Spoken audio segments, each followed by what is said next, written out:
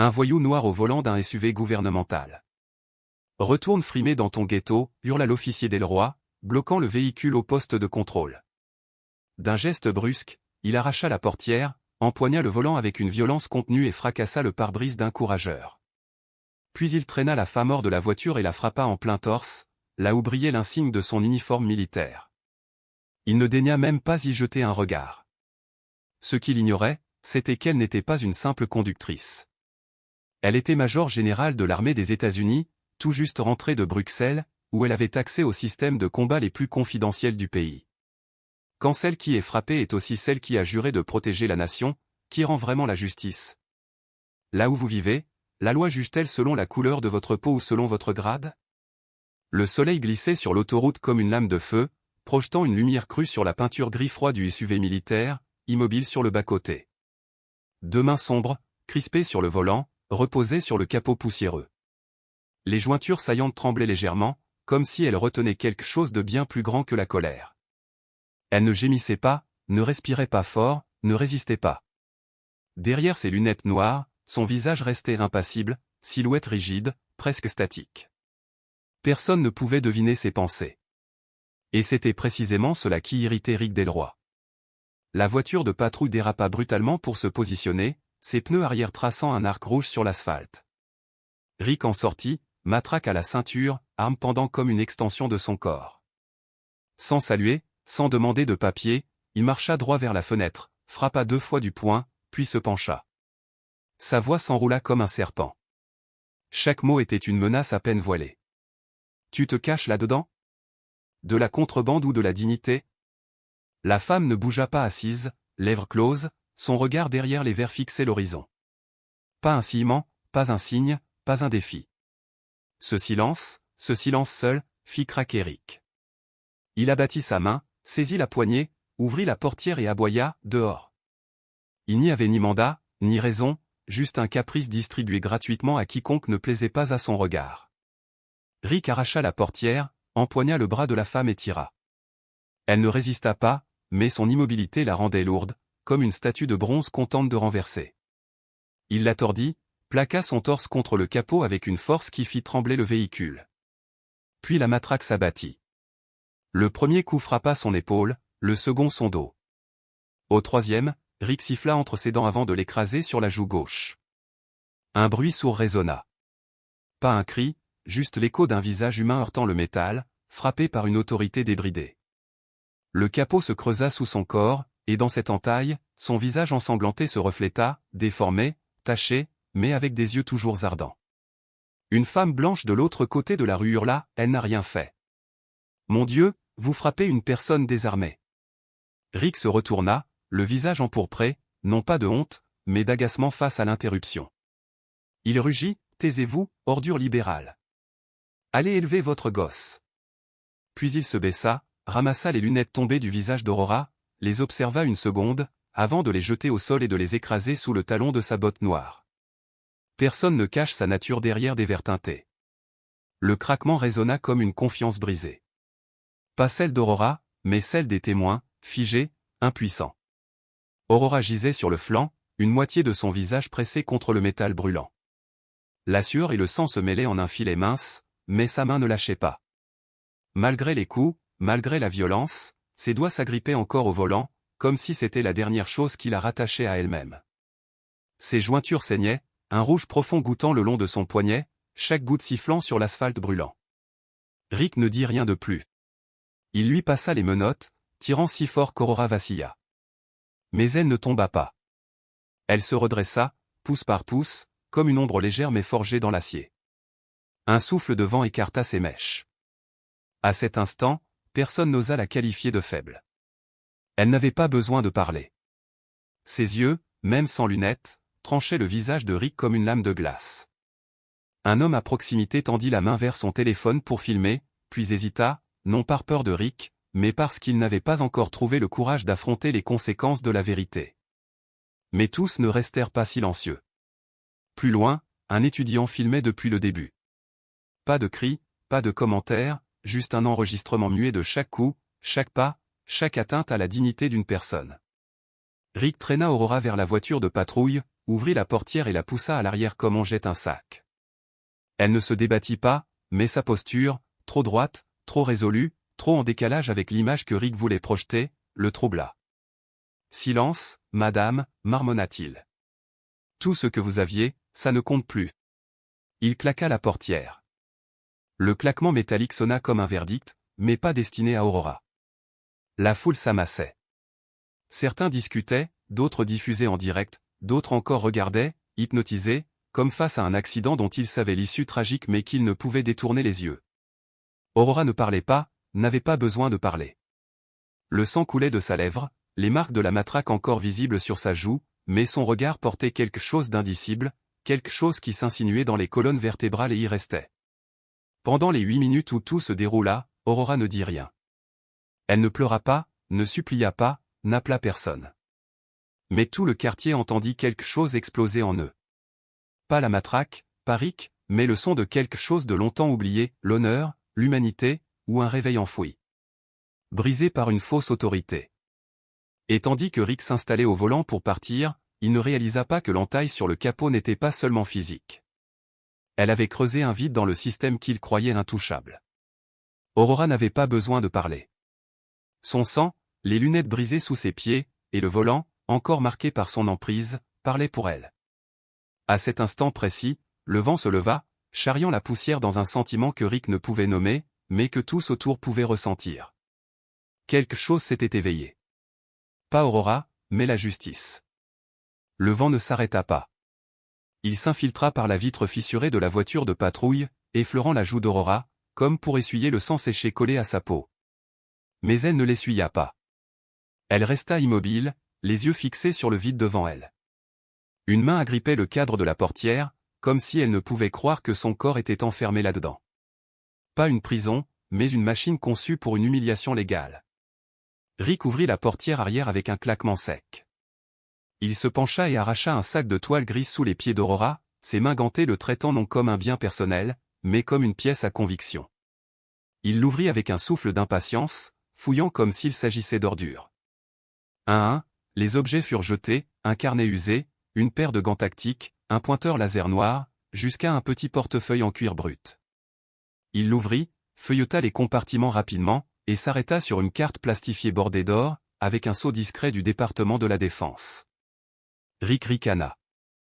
Il leva la carte à la lumière, secouant la tête. On peut fabriquer ça sur eBay. Puis il lâcha la carte. Elle tourbillonna, heurta l'asphalte avec un claquement métallique froid, et resta là, un coin taché de sang. Aurora fixa la carte. Elle ne dit rien. Pas de réaction, pas de regard, pas de grimace. Elle ouvrit simplement la portière et sortit sur des jambes tremblantes. Encore secouée par les coups, elle se baissa lentement et ramassa la carte avec 2 doigts. Pas comme on ramasse un déchet, mais comme on récupère son nom dans un tas d'erreurs. Rick se tenait sur le marchepied du véhicule, la dominant comme un gardien. Il retroussa les lèvres, croisa les mains derrière le dos et lança ces mots comme des lames. Vous savez, si tout le monde avait une de ces cartes, l'armée ne serait qu'un groupe d'enfants déguisés jouant à la guerre. Un clic léger coupa l'air. Rick se retourna. Une jeune femme tenait son téléphone, l'objectif tremblant comme ses doigts. Rick avança. Pas de questions, pas d'avertissement. Il arracha le téléphone, le lui remit de force et grogna, « C'est une preuve ou tes 15 minutes de gloire ? Tu veux devenir viral avec l'arrestation de quelqu'un d'autre ?» La femme recula, les lèvres entr'ouvertes comme pour répondre, mais aucun mot ne vint. Rick déverrouilla l'écran, consulta la vidéo qu'elle avait capturée. Il appuya sur stop, leva les yeux, froid comme l'acier, et lui rendit le téléphone. La prochaine fois que tu veux filmer, capture quelque chose qui en vaut la peine, comme tes semblables se faire tabasser pour ne pas obéir. Une autre voiture de patrouille s'arrêta de l'autre côté de la rue. La portière s'ouvrit. Un jeune officier en sortit, jetant un coup d'œil à la scène. Aurora, toujours debout, le sang coulant encore de sa joue. La carte d'identité tachée de rouge dans sa main. Rick, à 3 pas, indifférent. L'officier ne dit rien. Il ne s'approcha pas.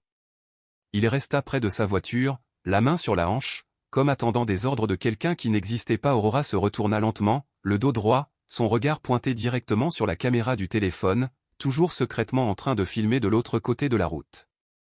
Un brusque coup de vent repoussa ses cheveux, et avec eux, la carte militaire glissa de ses doigts, dérivant sur les bottes de Rick. Une traînée de sang séché suivit son chemin, traçant une blessure qui ne s'était pas refermée. Rick observa la carte tournoyer et tomber, sans la ramasser. Il avança, l'écrasa sous sa botte de cuir noir, pivota et s'éloigna comme s'il venait d'aplatir un déchet. Personne ne dit un mot, mais un enfant de l'autre côté de la rue se figea. Pas à cause du sang, mais à cause du regard qu'Aurora avait lancé à cet objectif, un regard sans cri, sans supplication, juste un silence assez fort pour l'étouffer, comme s'il venait d'assister à la destruction de quelqu'un. Pas par la violence, mais par l'effacement de son humanité. Aurora se baissa à nouveau et ramassa la carte pour la deuxième fois. Elle ne l'épousseta pas, ne nettoya pas le sang.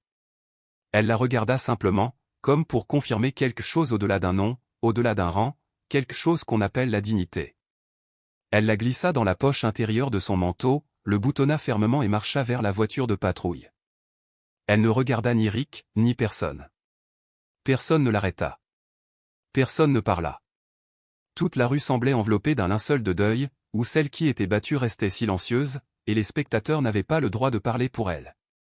Et Rick, lui, se tenait là, englouti par un silence aussi lourd que la pierre, inconscient d'avoir souillé quelque chose qu'on ne lave pas facilement, le vrai visage du système qu'il pensait représenter.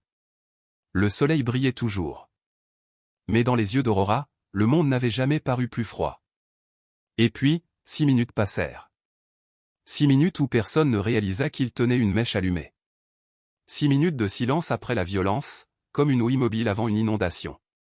6 minutes après qu'une vidéo, tremblante et granuleuse, filmée à moins de 10 mètres sur un vieux téléphone, fut téléchargée sur un compte TikTok anonyme nommé Justine pour le changement. 6 minutes. Puis le ton des réseaux sociaux commença à changer. Pas de légende, pas d'effets, pas de musique de fond, juste les images brutes. Une femme noire traînait hors de son véhicule, son visage écrasé contre le capot, une matraque frappant sa tête, tandis que sa main s'accrochait au volant comme si elle tenait un monde que personne d'autre ne tiendrait pour elle. En 6 minutes, la vidéo dépassa les 300 000 vues en seulement 12 minutes. Le premier commentaire était une simple ligne, à la seconde, quelqu'un dit son nom. Le troisième, si ça s'était passé à l'étranger, il y aurait déjà une émeute. 30 minutes plus tard, le hashtag assaut autoroute émergea. 1 heure plus tard, il domina les tendances de la côte. Au bout de 3 heures, plus de 50 000 tweets, des centaines de vidéos de réactions et des dizaines de fiches d'analyse.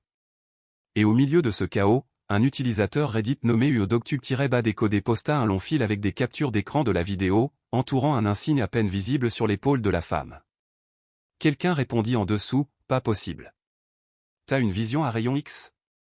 Mais un autre utilisateur téléchargea immédiatement une comparaison côte à côte avec les écussons de grade de l'armée américaine. Et presque instantanément, un commentaire apparut. 5 mots seulement, c'est elle, Aurora Ménard. Celui qui l'écrivit était John-Baz-Beagle, un lieutenant général à la retraite ayant servi lors de la première opération à Kandahar. Le compte était vérifié. Une seule phrase, sans explication, mais elle frappa comme un coup de feu dans le silence. Internet explosa. Le nom d'Aurora Ménard inonda les groupes Facebook de vétérans, les sous-reddits militaires, puis se répandit dans les chaînes de commentaires politiques, même sur les pages de mèmes de gauche et de droite. Personne n'était d'accord sur rien, mais tous savaient que cette vidéo n'était plus seulement l'histoire d'une brutalité. Un ancien marine posta une story Instagram. Fond noir, texte blanc. Si c'est elle, Rick vient de gifler chaque goutte de sang versée pour le drapeau. Une autre vidéo, réalisée par un youtubeur politique, décomposa image par image. Joue gauche enflée, sang coulant de l'orbite jusqu'à la bouche. Toujours pas un mot. Je n'ai jamais vu quelqu'un encaisser ça et se relever. Ce n'est pas de la résistance. C'est une preuve. Elle a déjà affronté la mort. Chaque plateforme réagit différemment. Sur Twitter, de jeunes journalistes commencèrent à taguer le FBI. Sur TikTok, les utilisateurs de la génération Z recréèrent le regard d'Aurora. Pas de mots, pas de froncement, juste ce regard. Sur Reddit, un fil émergea, qui est-elle? Avec plus de 2000 commentaires en 5 heures.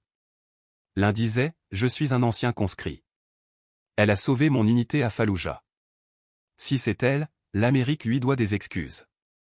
Sur un serveur Discord d'une école de droit, un professeur senior partagea la vidéo dans le canal général avec une note « Étude de cas pour la semaine prochaine ». Médias sociaux et résistance face à la force étatique. Et au cœur de cette tempête, Rick Delroy n'avait aucune idée. Il était assis dans une cuisine de banlieue avec sa femme, un tablier encore noué autour de la taille. Il mâchait un toast, riant d'un segment d'actualité locale à la télévision. L'officier Rick Delroy, réponse décisive face à un suspect non coopératif lors d'un contrôle de sécurité sur la route 17. Le présentateur gloussa, tapota le bureau et ajouta « L'assertivité des forces de l'ordre, toujours un sujet brûlant en ligne ». Rick prit une gorgée de café, secoua la tête. Ces gens ne savent rien. Ils ne savaient pas que, de l'autre côté du pays, son profil était extrait sur plusieurs plateformes. Ils ne savaient pas que l'image de lui piétinant une carte militaire était devenue un mème avec la légende « Voilà comment l'Amérique traite ceux qui la protègent ». Ils ne savaient pas que des enfants, qui jouaient autrefois à des jeux de stratégie, fouillaient maintenant les archives militaires pour retracer l'identité de cette femme. Ils ne savaient pas que, dans quelques heures, son nom ne serait plus associé à une « réponse décisive », mais à un abus de justice. Et Aurora, elle, n'avait toujours pas dit un mot. Son nom restait non confirmé. Son visage n'était encore qu'un flot ensanglanté dans un cadre de 6 minutes, mais les gens commençaient à comprendre. On n'a pas besoin de crier pour ébranler un système. Certains feux ne font aucun bruit, mais brûlent des structures entières. Il ne connaissait pas son nom, mais il savait que ce n'était pas juste une femme battue. C'était un moment qui, s'il était ignoré, pourrait coûter la capacité de distinguer à nouveau ce qui est juste de ce qui est un mensonge vêtu d'un badge. Le lendemain matin, son nom fut officiel. Il ne vint pas d'un rapport divulgué ni d'un grand titre. Il apparut en texte blanc et gras sous une diapositive lors d'un briefing interne au Pentagone. Aurora Maynard, lieutenant général, armée des États-Unis, commandant des opérations spéciales de l'OTAN, carte militaire 1389. Personne dans la salle ne pouvait respirer. La main d'un officier de communication trembla en passant à la diapositive suivante, mais plus personne n'y prêtait attention. Ces 6 mots avaient déjà démantelé tout ce qui était auparavant qualifié d'incident procédural. Des documents classifiés furent divulgués presque simultanément. Un rapport de 5 pages, autrefois marqué « Yeux uniquement », confirma qu'Aurora Maynard avait reçu la médaille d'honneur après une mission de vie ou de mort à la frontière syrienne. Elle n'avait pas seulement survécu. Elle avait ramené toute son unité après 72 heures d'encerclement. Une ligne se détachait, a refusé l'évacuation par hélicoptère, et restait dans la tranchée avec son équipe jusqu'à l'extraction sécurisée. Un journaliste vétéran fixa cette phrase, puis prononça une seule ligne, « Rick a frappé une femme qui a tenu la corde de vie pour des centaines d'hommes. Il n'est pas digne de porter une arme à ses côtés. » Internet n'attendit pas de confirmation supplémentaire. Il explosa comme une salve de tir. En 8 heures, le hashtag #1389 balaya la nation.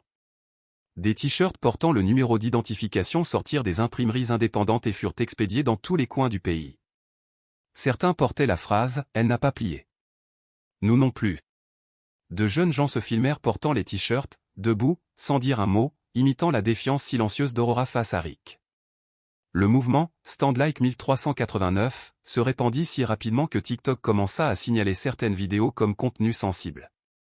Une chaîne YouTube téléchargea un clip animé de 3 minutes, simple mais saisissant, retraçant le parcours d'Aurora de Fallujah à Ferguson.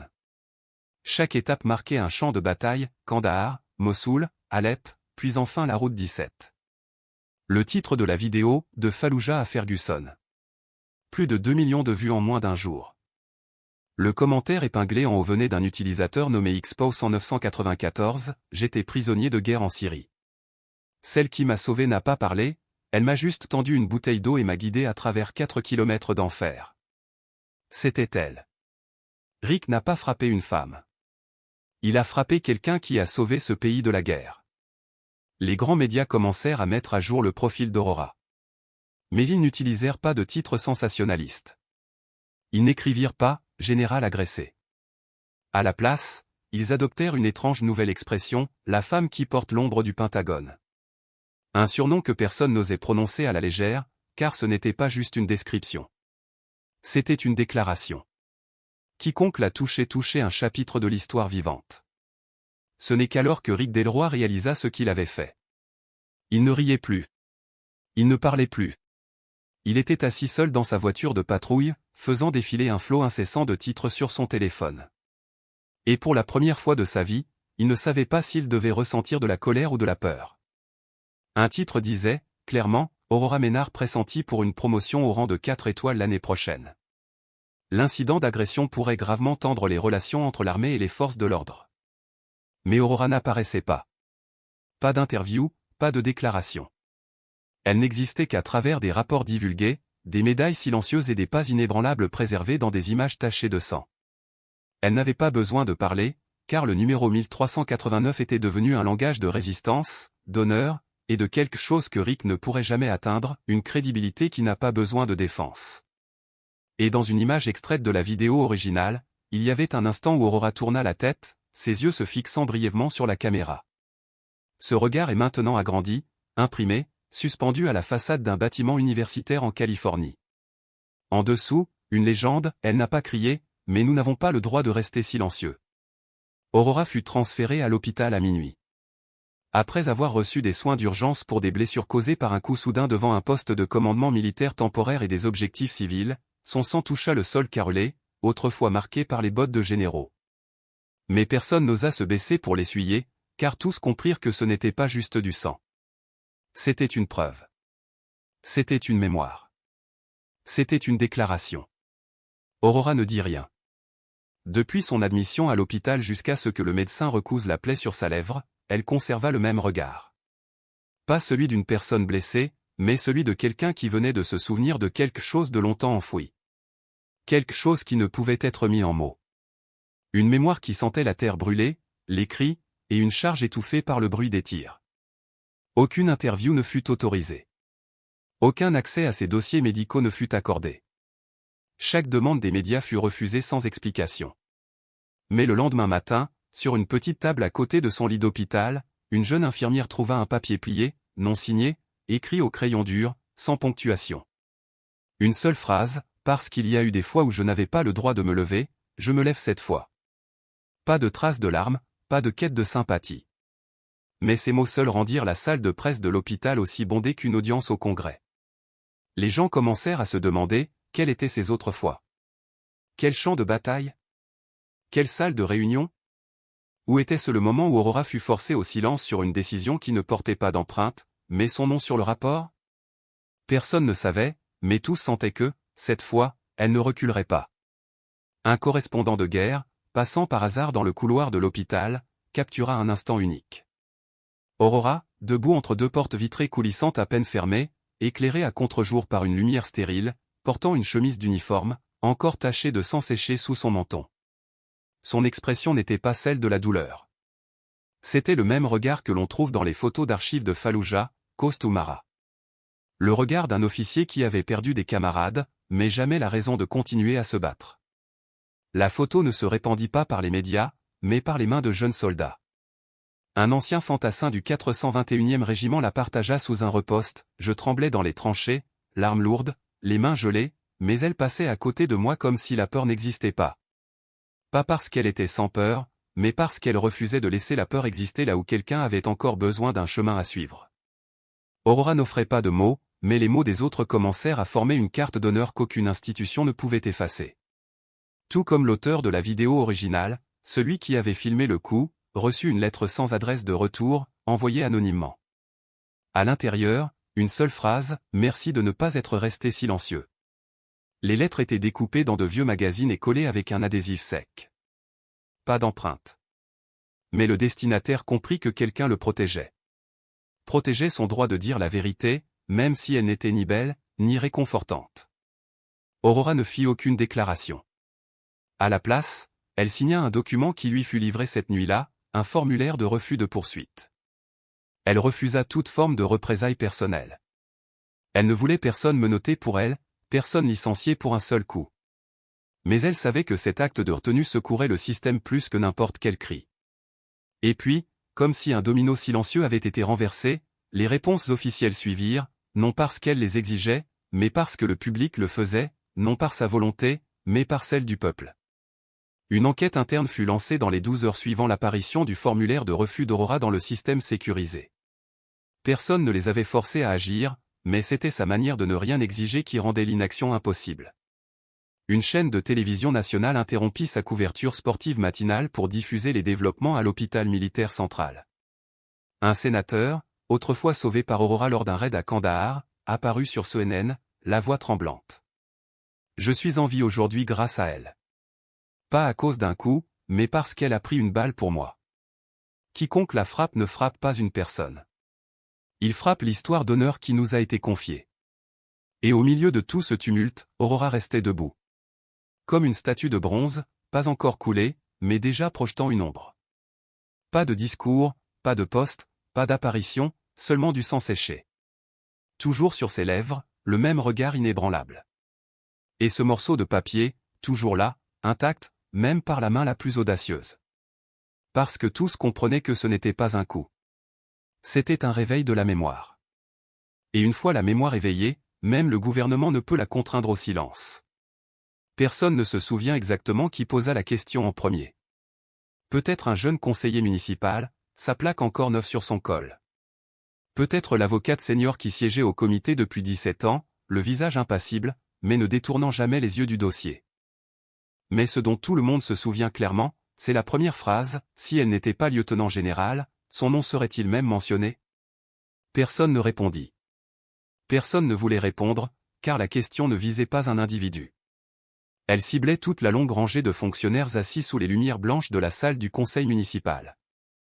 Un lieu où chaque mot était enregistré, où chaque souffle lourd pouvait déclencher une indignation publique.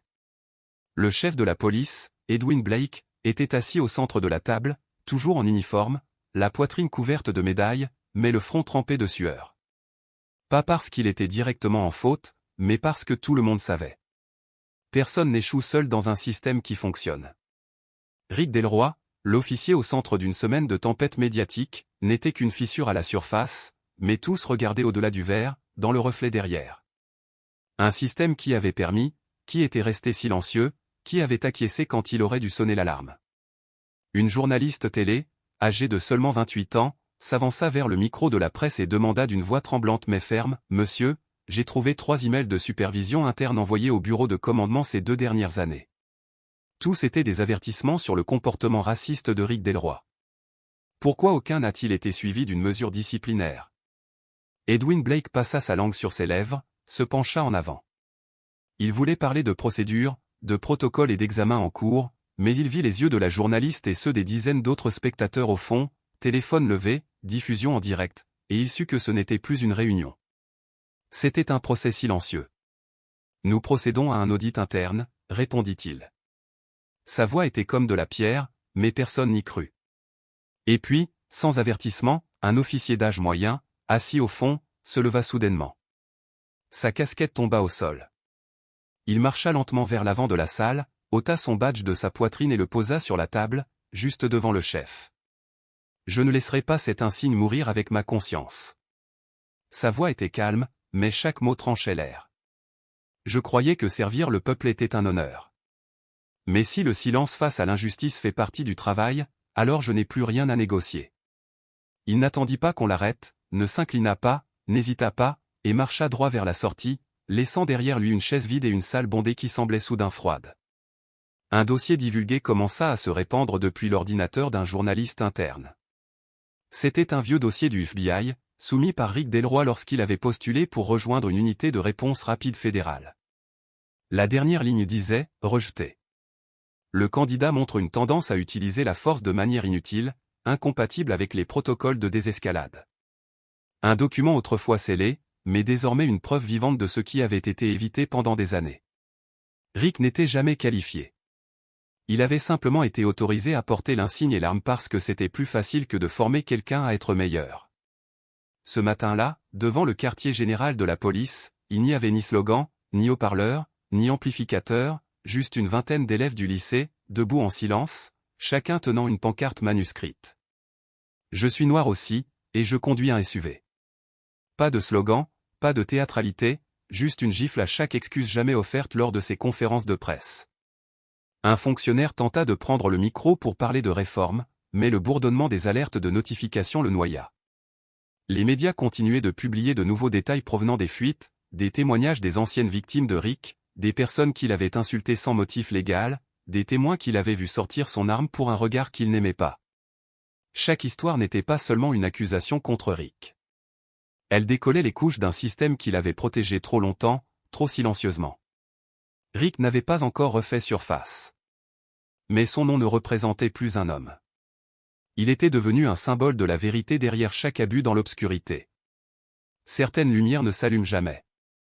Des gens qui savaient mais ne parlaient pas. Des rapports pliés et archivés. Des justifications comme « c'était juste un éclat de rire momentané ». Et à l'autre bout de la salle, une professeure de droit pénal aux cheveux argentés, les yeux enfoncés mais clairs, se leva et posa doucement une main sur le rapport d'enquête imprimé. Elle ne regarda personne directement. Elle demanda simplement dans l'espace devant elle, qui peut dire que ça n'ignorera pas quelque chose 3 fois? Qui peut dire que ça n'ignorera pas une 4e? Personne n'osa lever les yeux, non pas parce qu'ils n'avaient pas de réponse, mais parce qu'ils étaient la réponse. Et personne, même ceux qui n'avaient jamais signé un ordre, ne pouvait se distancer de la tempête qui avait maintenant entraîné tout le mécanisme dans son tourbillon. Le chef Blake baissa les yeux sur l'insigne que son collègue avait laissé derrière lui. Sous la lumière jaune de la salle, il ne brillait plus. Comme l'honneur, une fois tombé au sol, aucune autorité ne peut le ramasser sans laisser d'empreinte. Il se réveilla en sursaut à 3h12 du matin. Pas à cause d'un cauchemar, mais parce que le téléphone sonna 3 fois. Puis s'arrêta, suivi d'un message texte sans nom d'expéditeur, seulement 8 mots, reste où tu es. Enquête fédérale en cours. Rick Delroy se redressa dans l'obscurité, le cœur battant à contretemps. La pièce semblait étouffante, comme si le plafond venait de s'abaisser de quelques centimètres.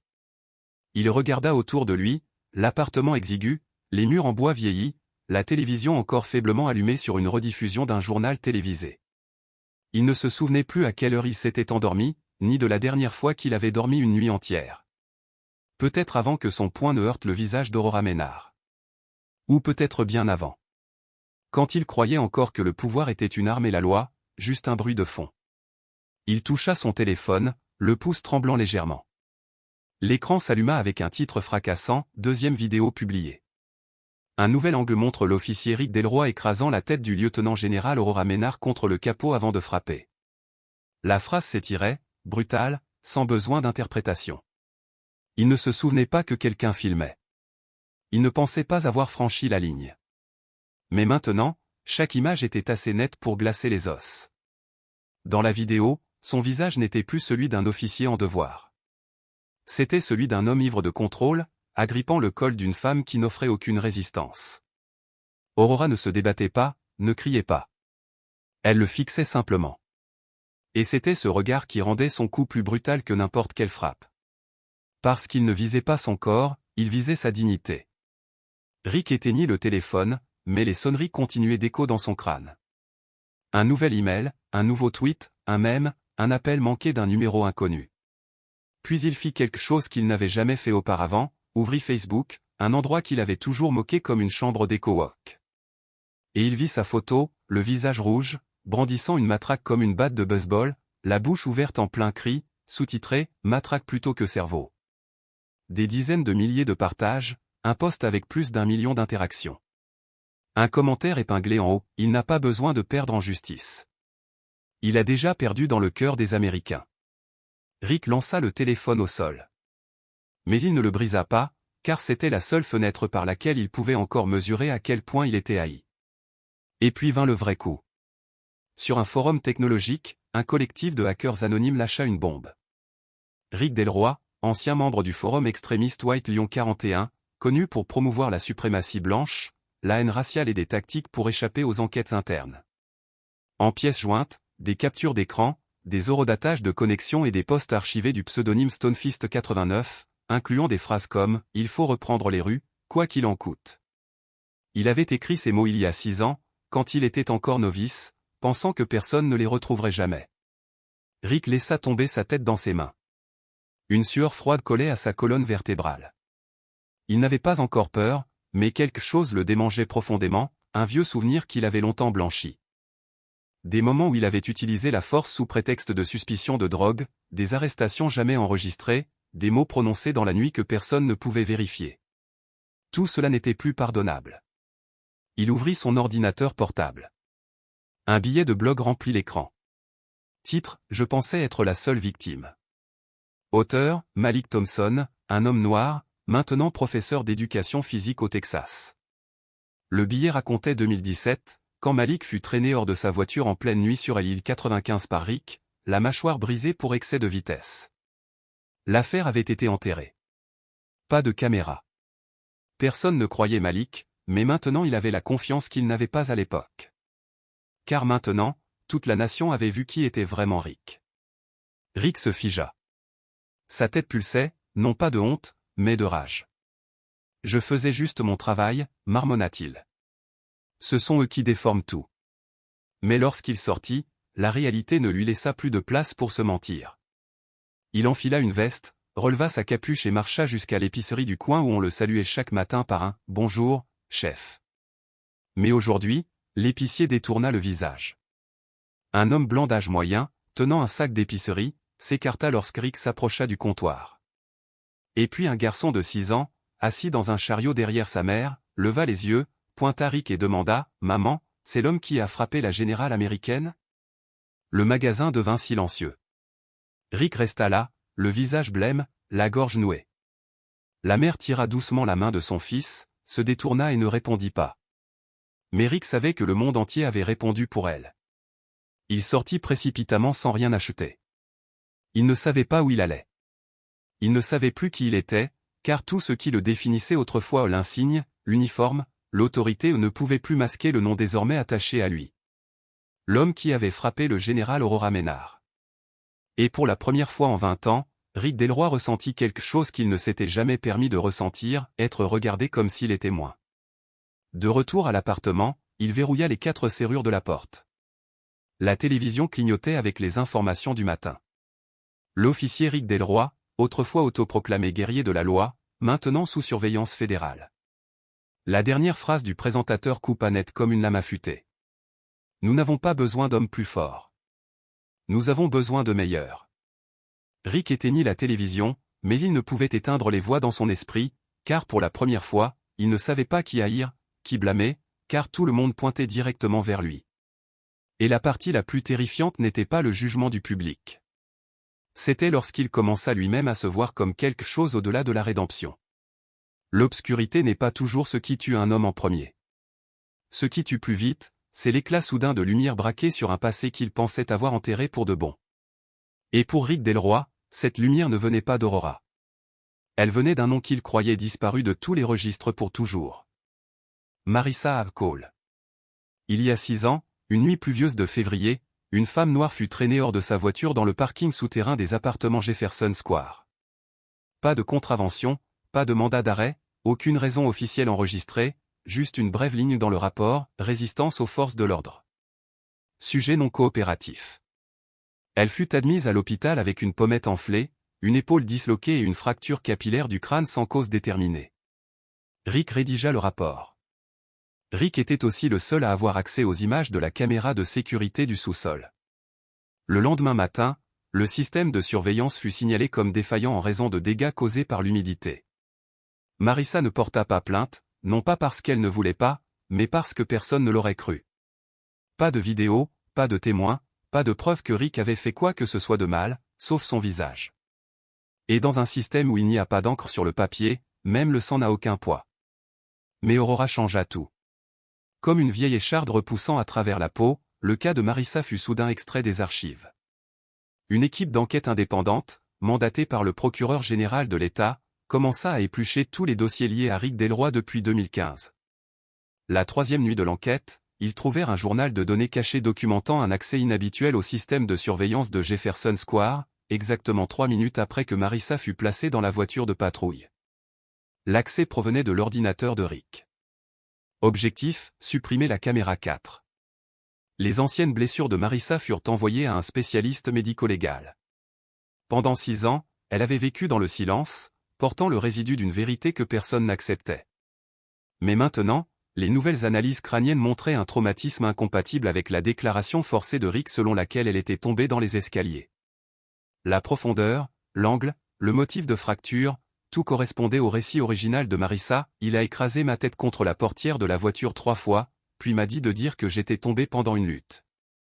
Le rapport atterrit sur le bureau de l'enquêteur principal Marcus Bell, un homme qui était resté silencieux pendant des années, mais qui, cette fois, n'avait plus d'excuses. Devant une caméra en direct, il regarda directement l'objectif et dit, sans le cas d'Aurora, ces dossiers seraient encore enfouis. Et je dois admettre, ce n'était pas juste l'échec d'un homme. C'était systémique. La salle de presse sembla vidée de son air.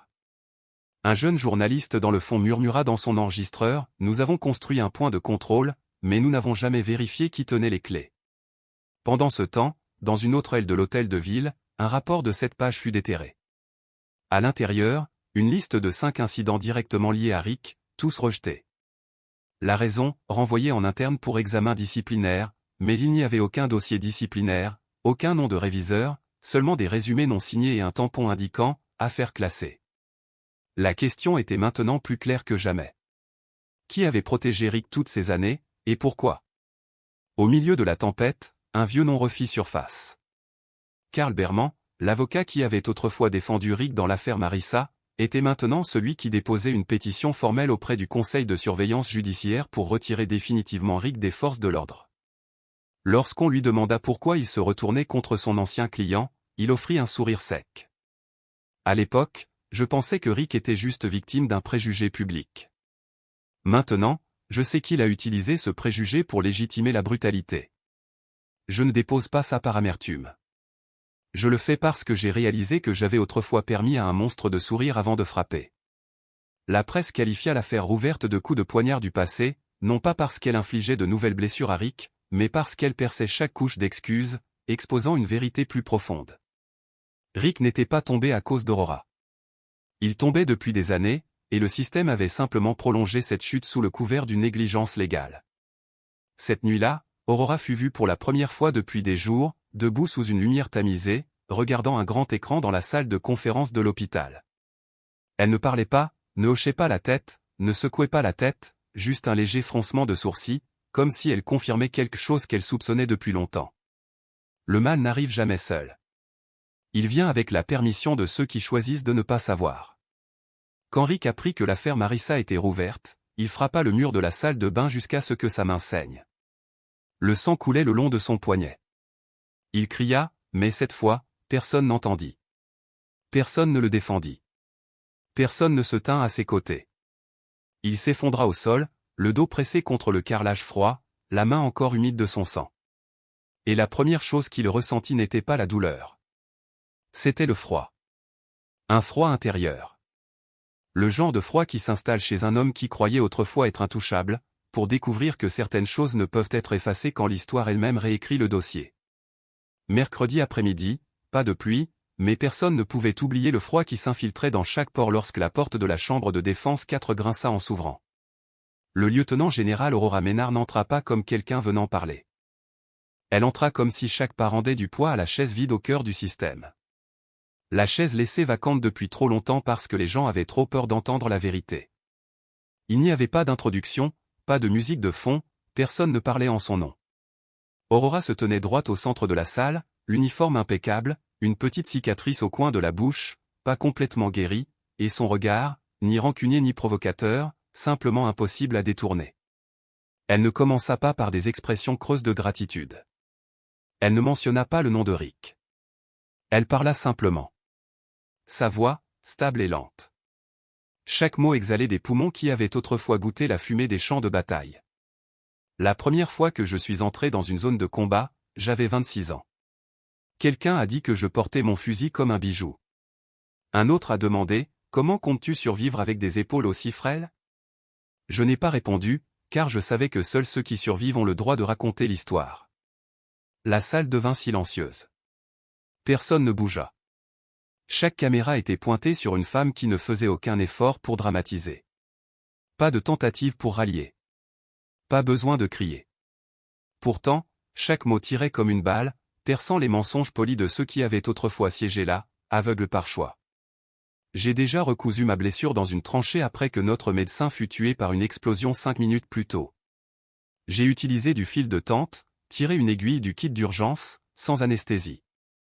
J'entendais encore mon escouade crier, mais je n'ai pas arrêté, car si je tombais, il n'y aurait plus personne pour les guider dehors. Son ton ne vacilla jamais, toujours stable comme un moniteur dans une unité de traumatologie.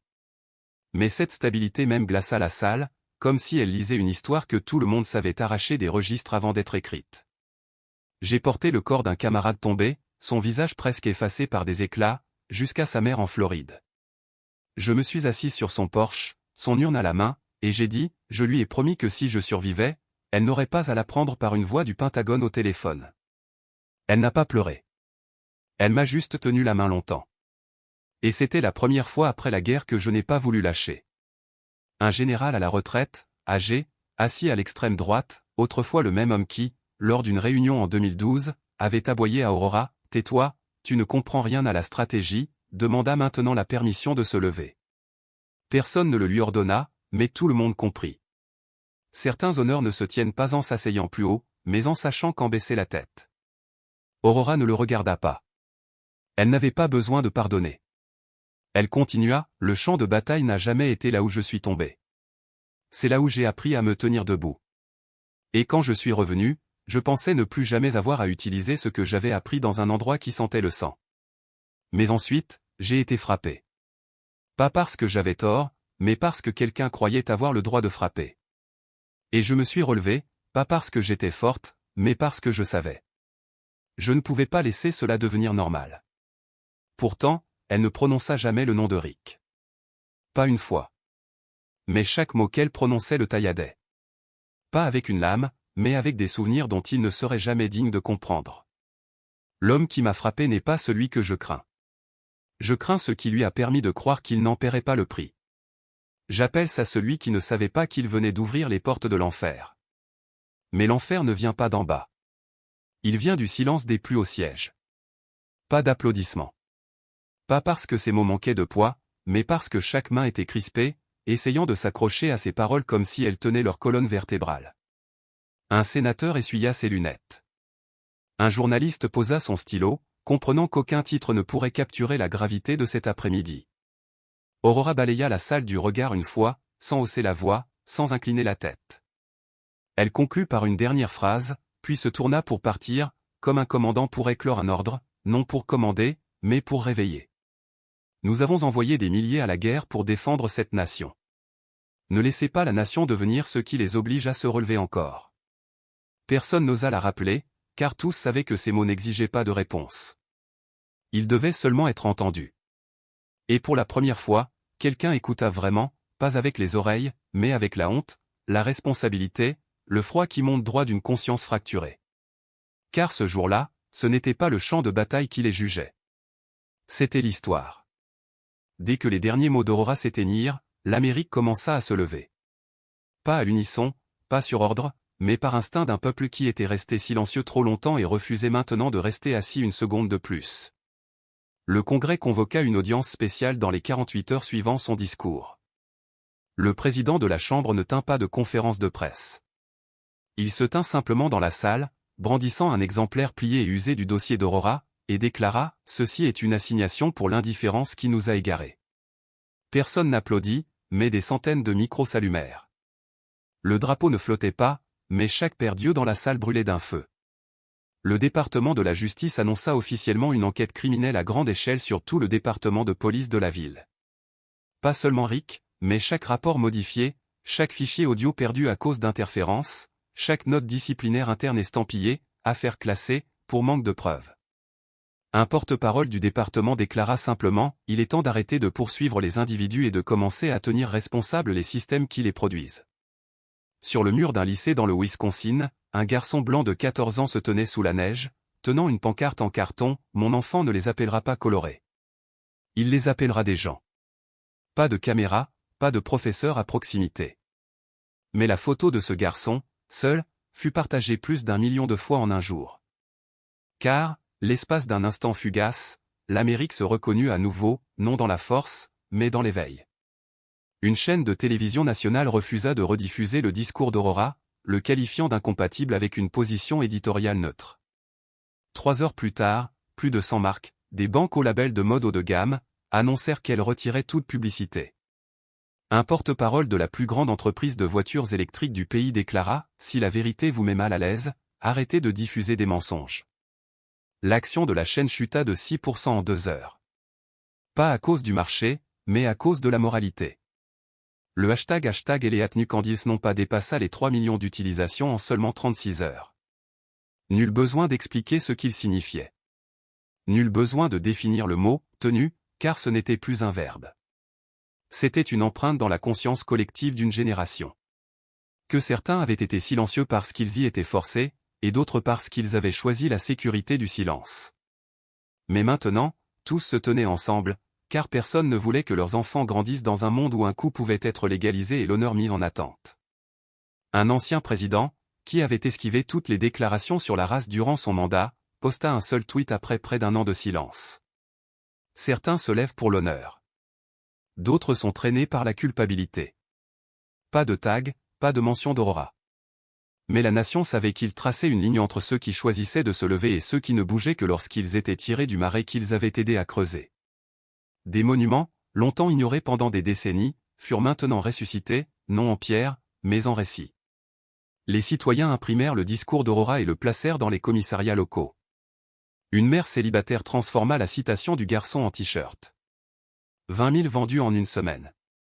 Elle reversa tous les profits au fond des vétérans noirs pour que des gens comme elle n'aient plus jamais à se tenir seuls. Les présentateurs arrêtèrent de lire des scripts. Ils lurent le discours d'Aurora ligne par ligne comme une déclaration. Plus personne ne l'appelait une agression. C'était maintenant un moment de reconigne. Pas parce qu'Aurora avait été frappée, mais parce que l'Amérique réalisa enfin qu'elle avait vu cela auparavant, l'avait entendu, l'avait su, mais n'avait jamais parlé. Maintenant, il ne la laissait plus porter cela seule. Il ne la laissait plus être la seule à se tenir debout, car la dignité ne peut être déléguée. Elle doit être réclamée par les mêmes mains qui l'ont autrefois laissée partir. Aurora n'était pas au Congrès. Elle n'avait pas besoin d'y être. Elle ne donna pas de discours, ne fit pas d'apparition, ne signa pas de pétition. Mais chaque pas qu'elle avait fait, chaque fois qu'elle s'était tenue debout, chaque regard qui refusait de fléchir, avait montré à l'Amérique exactement où elle avait échoué. Et pour la première fois en décennies, la question n'était plus « Qui est-elle ?» C'était « Depuis combien de temps sommes-nous silencieux ?» Car aucun coup ne peut abattre une nation, mais le silence, lui, le peut. Un rugissement se leva, et cette fois, l'Amérique ne se rassit pas. Le faible bourdonnement de l'enregistreur remplit les premières secondes, 4 secondes exactement, juste assez pour que chaque auditeur ait l'impression d'entrer dans une pièce sans fenêtre. Puis vint la voix de Rick Delroy, pas en criant, pas enragé, pas hors de contrôle, comme certains auraient pu l'imaginer. Au contraire, il parlait lentement, mâchant chaque mot comme si chaque syllabe était forgée dans le mépris qui était depuis longtemps devenu son réflexe. Les femmes noires ne savent se taire que lorsqu'on les bête. Maintenant, elles veulent être générales. Pas de réplique, pas de coup sur la table. Dans l'enregistrement, Aurora ne dit rien. Elle resta simplement immobile. Et c'était ce silence qui rendait les mots de Rick plus venimeux que n'importe quelle échymose, comme s'il n'essayait pas de détruire la femme devant lui, mais la signification même de son audace à exister à un rang qu'il croyait ne jamais être destiné à cette peau, ce genre. L'enregistrement fut divulgué par un stagiaire à peine 2 semaines dans le travail. Il était assis à un mur de la salle d'interrogatoire, la main tremblante autour de son stylo, les yeux fixés sur la lumière rouge morte de l'indicateur de caméra et les oreilles captant chaque mot, sans obstruction par une vitre insonorisée. Dans une panique haletante, il activa l'enregistreur vocal de son téléphone, le serrant dans la poche de sa chemise comme si c'était la seule chose qui empêchait son cœur de tomber au sol. Cette nuit-là, il envoya le fichier à un ami travaillant pour un média indépendant, et au matin, le monde connut la vérité. Personne ne questionna la vraie nature de Rick après ses 18 minutes et 21 secondes. Personne ne blâma le stress du travail, l'état mental ou les circonstances pour excuser une voix aussi froide et tranchante qu'un serpent. Car ce n'était pas un dérapage. C'était une haine méthodique. Un langage qui n'avait pas besoin d'explicite pour faire frissonner la colonne vertébrale. Ce département est pour les vrais flics. Vous êtes juste un accident social en uniforme. Cette phrase fut extraite, bouclée dans les segments d'actualité, rediffusée sur les ondes nationales comme preuve psychologique d'un système qui avait cultivé, institutionnalisé la haine. Les présentateurs n'offrirent aucune interprétation. Ils n'avaient pas à le faire. Car la voix de Rick avait incinéré toute défense possible. Il ne le nia pas, pas une seule fois. Lorsqu'il fut interrogé par les affaires internes, Rick s'adossa, les yeux mi-clos, arborant un léger rictus. Le rictus d'un homme qui savait qu'il n'avait plus rien à perdre et donc rien à cacher. Sa offense par la vérité, dit-il, doucement, comme s'il lisait à voix haute un mémo de mémoire, non pour expliquer, mais pour provoquer. Cette phrase, rejouée lors de la session de la Commission des droits humains, fit poser son stylo à un commissaire en silence. Un journaliste vétéran retira ses écouteurs et quitta la salle sans un mot. Un congressman noir, longtemps adepte du sarcasme, tapa un message sur son téléphone. Ce n'est pas que c'est nouveau. C'est que nous l'avons laissé vivre trop longtemps. La salle d'interrogatoire n'avait pas de caméras actives lorsque Rick prononça ces mots. Il avait requis une maintenance du système, mais le son ne peut être effacé. L'enregistrement perdure comme un miroir tendu à la vérité. Le système a passé des décennies à éviter qu'il ne s'agissait pas seulement d'une inconduite, mais d'un ton cultivé chez ceux qui croyaient qu'un uniforme était une licence pour contourner la moralité. Aurora ne commenta jamais l'enregistrement. Pas de déclaration, pas de réponse aux médias, mais dans une photo prise alors qu'elle passait devant le Capitole, la lumière du soleil projetée sur sa légère cicatrice, les gens remarquèrent qu'elle tenait un vieux carnet en cuir. Les registres publics confirmèrent plus tard qu'il s'agissait de son rapport de terrain original de la campagne de Mossoul en 2018. Écrit à la main après 3 jours de silence suivant la mort d'un camarade, avec tout l'équipement de communication détruit. Le silence d'Aurora n'a jamais été une faiblesse. C'est l'écho de la discipline, de la retenue. Et maintenant, ce silence même étouffe l'arrogance de Rick sans un seul mot de réplique. L'audience à venir n'a besoin d'aucun témoin, seulement de la bande. Et dans cette salle, personne ne pourra nier que l'homme autrefois appelé officier de police est, en vérité, un produit dangereux d'un système trop effrayé pour se regarder en face. Rick Delroy n'est pas tombé à cause d'un coup. Il s'est effondré sous le poids de sa voix. Une voix dénuée de remords. Et malheureusement pour lui, cette fois, il n'y avait pas une seule oreille en Amérique prête à l'entendre à nouveau. Ce matin-là, la brume ne s'était pas encore levée des marches de pierre blanche menant au Mémorial national de la guerre. La première lumière du jour tombait doucement, pas radieuse, mais assez pour projeter une lueur douce sur les noms gravés des tombés. Sur fond de pierre grise, Aurora Ménard se tenait seule. Pas de sécurité, pas d'aide, personne à ses côtés. Elle portait son uniforme impeccablement, les bras reposant le long du corps, le visage nu, sans expression. La blessure sur sa joue gauche n'était pas complètement guérie. La peau sur sa pommette était tendue, frôlant une fine suture rougie. Mais ce n'était pas la blessure qui coupait le souffle des spectateurs. C'étaient ses yeux, ne regardant ni en haut, ni en bas. Elle fixait droit devant, sur un point invisible pour tous les autres. Quelque part entre les noms gravés dans la pierre et le soleil levant derrière son dos, cet instant n'était pas un changement de cycle médiatique. C'était une rupture dans la chronologie, et un photojournaliste, passant simplement par là pour photographier une série sur le retour des soldats pour un magazine annuel, leva son appareil. Il ne dit rien, n'appela aucun nom, ne demanda pas de permission. Il déclencha l'obturateur une fois. Pas d'ajustement d'angle, pas de changement d'objectif. Puis il s'éloigna. 3 heures plus tard, l'image apparut en première page de tous les grands journaux d'Amérique. Pas de légende, pas de guillemets, pas besoin de lieu ou d'heure. Au bas de la photo, en petits caractères, un seul mot, dignité. L'image fut placée à côté d'une photo de Rick Delroy, le visage rouge, la bouche ouverte, la matraque levée en pleine rage lors d'un interrogatoire précédent. 2 photos, 2 extrêmes, n'ayant besoin d'aucun commentaire. L'une était celle d'une femme qui ne disait rien mais faisait retenir son souffle à la nation. L'autre, un homme qui n'arrêtait jamais de parler et creusait sa propre tombe à chaque mot. Les médias n'utilisèrent pas de titre. Les spectateurs se dirent entre eux, la justice a été battue. Le mal était armé. Un psychologue de Stanford publia un court article académique, juste 300 mots, mais il se répandit plus largement que n'importe quel titre cette semaine-là. La première ligne disait, ce n'est pas le visage de la soumission. C'est une mesure morale, et ce que nous voyons dans son regard, c'est nous-mêmes. De ville à travers le pays, les gens commencèrent à se rassembler devant les mémoriaux de guerre. Pas avec des fleurs, pas avec des banderoles. Ils se tenaient simplement en silence. Beaucoup, surtout les femmes, commencèrent à imiter la posture d'Aurora sur la photo, debout, sans expression, les bras reposant doucement, les yeux fixés sur l'horizon. Une lycéenne à Minneapolis, lorsqu'on lui demanda pourquoi elle se tenait ainsi, répondit « parce qu'elle s'est tenue pour ceux qui ne le peuvent plus ».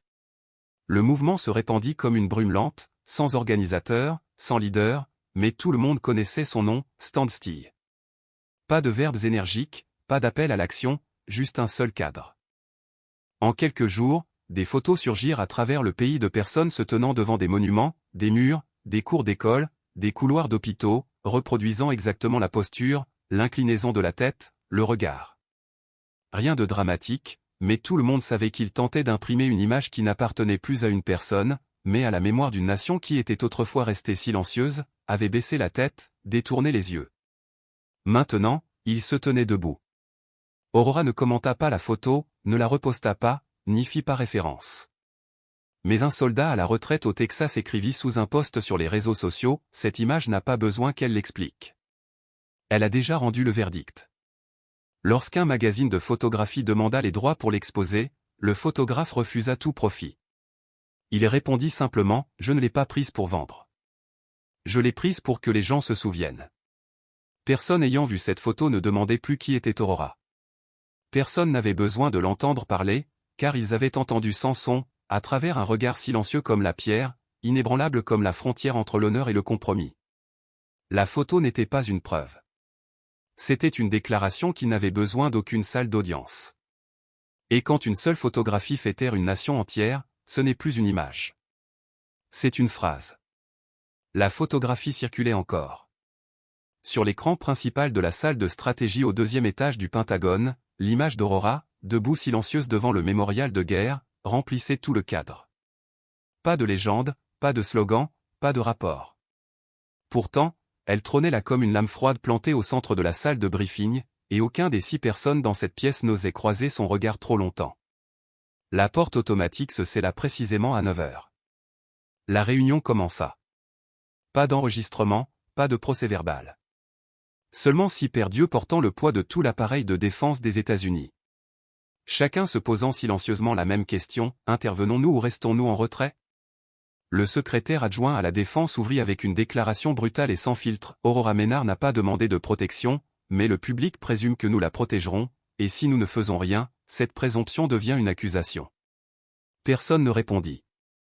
Un général de l'Air Force jeta un coup d'œil à travers la table. Un conseiller politique se pencha en avant, ouvrant un dossier marqué en rouge intitulé « Stratégie de messagerie d'urgence ». Mais avant qu'elle ne puisse commencer, un général de l'armée, cheveux gris coupés ras, voix graveleuse, parla platement, « Si nous restons silencieux, cet uniforme ne sera plus qu'une peinture couvrant une structure pourrie. » Personne ne le contredit, mais personne ne hocha la tête non plus, car dans l'air lourd de cette pièce, chaque décision n'était plus personnelle. C'était un point d'inflexion stratégique pour un système longtemps habitué à gérer le silence avec le langage de la procédure. Un assistant à la sécurité nationale proposa une idée, nous pourrions envisager de déployer le lieutenant-général Ménard à l'étranger sous couvert d'une mission officielle pour réduire l'exposition médiatique pendant cette période. Pas pour l'exclure, juste pour préserver la posture institutionnelle. Avant que la phrase ne soit terminée, un autre fonctionnaire, qui feuilletait silencieusement des pages depuis le début de la réunion, parla pour la première fois, l'envoyer à l'étranger n'est qu'une forme polie d'exil. Et cette fois, le public le saura. Un silence d'une minute entière suivit. Puis le dossier de la proposition fut écarté, jamais rouvert. À cet instant précis, un email interne divulgué apparut sur les réseaux sociaux. La phrase surlignée, ornée du logo du Pentagone, se répandit comme une traînée de poudre, nous ne faisons pas face à une simple agression. Nous faisons face à un effondrement de l'éthique nationale. Personne ne revendiqua la paternité. Personne ne confirma la source. Mais le public s'en moquait. Pour la première fois, il croyait en une déclaration sans porte-parole, car elle était plus honnête que n'importe quel communiqué de presse officiel qu'ils avaient entendu. Aurora continua d'ignorer chaque appel du département de la Défense. Sa secrétaire personnelle confirma, elle n'acceptait ni rendez-vous, ni briefing, ni réponse. Elle envoya juste une ligne au bureau des politiques, merci, mais je n'ai pas besoin d'être sauvée. Cette phrase fut imprimée et placée au centre de la table de conférence comme un ordre de cessez-le-feu sur toutes les justifications. Personne n'en reparla, car toute interprétation en aurait réduit la force. Ce refus, froid, précis et commandant, portait plus de puissance que des pages de déclarations officielles. La session fut ajournée à 10h17. Pas de résolution, pas de déclaration. Une seule vérité restait, silencieusement comprise. Aurora n'avait besoin de personne pour parler pour elle, Mais si le système échouait à parler du tout, c'est le système lui-même qui serait jugé à la fin. Et pour la première fois depuis de nombreuses années, le Pentagone réalisa que toutes les guerres ne commencent pas par des coups de feu.